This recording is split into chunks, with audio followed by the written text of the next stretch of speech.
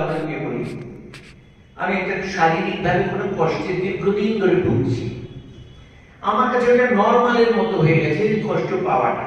এবার আপনার একজনের সঙ্গে সংস্পর্শে জানলাম, ও এটা তো সেরে যাওয়ার ব্যাপার আছে, এটা ইকুয়ালি হয়ে যায়। তখন সেইটা আরোপ করে আমার যখন দেখছি রোগটা সেরে গেল, তাহলে আমার দেহটাকে উন্নীত অবস্থায় নিতে ওই ওষুধটার সঠিক প্রয়োগটা হলো আমার দৈহিক ক্রিয়া। একটা ধর্ম, ধর্ম মানে এটা প্রাত্যহিক ধর্ম না, ওটাকে নিরাময়ের জন্য ধর্ম। এইবার এরকম একটা একটা করে যদি ধরি, তাহলে আমাদের অনেক সমস্যা, অনেক কিছু জিনিস ধরে একটা করে ফর্মুলা পাবো। সবটা নিয়ে একটা যে সামগ্রিক যে এগিয়ে চলার জায়গায় সামগ্রিক ভাবে অ্যাপ্লিকেশনের যেটা হয়, সেটা তাহলে কিরকম হয়? সেইটারই নাম হলো আমাদের সনাতন ধর্মের ভাবে জীবন ধর্ম, দিব্য ধর্ম। আমি কথাটা বোঝাতে পারলাম কিনা জানি না, কিন্তু আমার মনে হয় আমি বক্তব্যটাকে তুলে ধরতে পারি। অর্থাৎ যেটা করে, যেই আসপেক্টই হোক, সেটা করে আমি সেই ব্যাপারটায় আমি উন্নীত হতে পারছি, বেটার হতে পারছি, সেটা তাহলে সেই বিষয়ের জন্য আমার কাছে তখন ধর্মের মর্যাদার জিনিস। এবার টোটাল জীবনটাকে যদি আমার উন্নীত করার জন্য কিছু পাই, তাহলে সেটা হলো তাহলে আমার জীবন ধর্ম। এবার এই ধর্মের শব্দটাকে বলেছে হৃদাতু মন প্রত্যয়।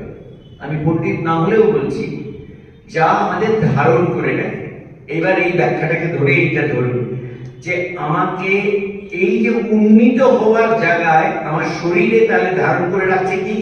বেটার ওষুধটা পেলে ব্যবহার করো। এবার আমার প্রাণের ধর্মের কোন জিনিসটা মনে হচ্ছে এটা আমি নিতে পারছি না, এবার দেখলাম ওইটার প্রয়োগে আমার প্রাণের ধর্মে মানে এগোনো। প্রাণের ধর্ম মানে ইন্দ্রিয় ক্রিয়ায় বলছি, অসুখ না কিন্তু, সেটা তাহলে আমার প্রাণের ধর্মের জিনিস হলো।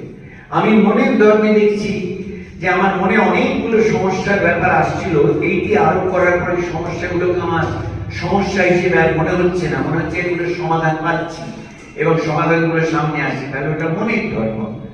আমি যদি বুদ্ধির ক্ষেত্রে দেখি অনেকগুলো জিনিস আমার কাছে ধরা পড়ছে না, কিন্তু আমি এইটার প্রয়োগে, এই ফর্মুলার প্রয়োগে কিংবা এইভাবে যুক্তি আলোচনাটা করে আমার কাছে সমাধানটা খেতে যাচ্ছে, ওটা বুদ্ধির ধর্ম।